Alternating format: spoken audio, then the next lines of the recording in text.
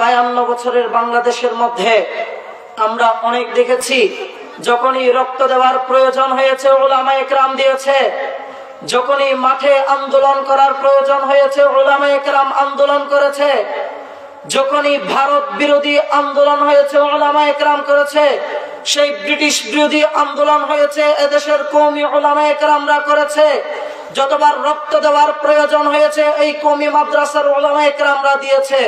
কিন্তু শেষমেশ আমাদের মাথার উপর দিয়েছে কাঁঠাল খায় আরেক দল, ঠিক না বেঠে?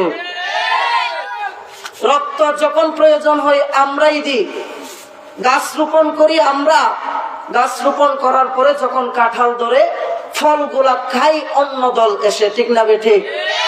কাজেই আমাদের স্পষ্ট পয়গাম, আমরা স্বাধীনতার সময় রক্ত দিয়েছি, ব্রিটিশ থেকে এই উপমহাদেশকে স্বাধীন করার সময় উলামায়ে কেরাম রক্ত দিয়েছি।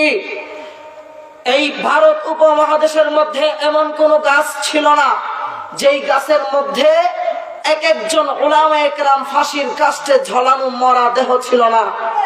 কাজেই আমরা অনেক রক্ত দিয়েছি, আমরা জুলাই আগস্টে রক্ত দিয়েছি, আমরা 2008 সালে রক্ত দিয়েছি, আমরা 2013 সালে শাপলা চত্বরে রক্ত দিয়েছি, আমরা 2016 সালে রক্ত দিয়েছি, আমরা 2021 সালে নাপাক মোদী বিরোধী আন্দোলনে রক্ত দিয়েছি, শেষমেশ 2024-এর আমরা জুলাইয়ের গণ অভ্যুত্থানে রক্ত দিয়েছি।